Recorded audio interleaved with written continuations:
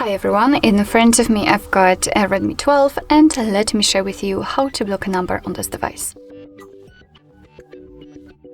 So basically we've got two different ways to block a number. We can do it with the usage of our contacts, so we can block the contact which is currently saved on our list, and we can do it with the usage of the dialer. Of course I'll show you both, and I'd like to start with the contact list. So let's find the contact list.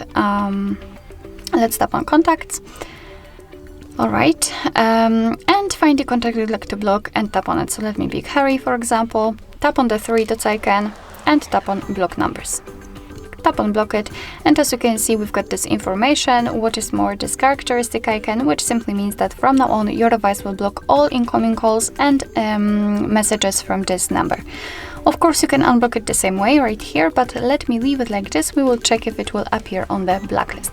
In order to open the blacklist and basically show you the second way of blocking the number, we have to enter the dialer. So let's tap on it and tap on the three dots icon in the right upper corner. Now let's enter the settings, and here we've got blocked numbers. And as you can see, this is our blacklist, and that's the number we blocked from our contacts, which simply means that the previous way also works. Here we can add a number, so we can do it manually. As you can see, we do not have to have the number saved.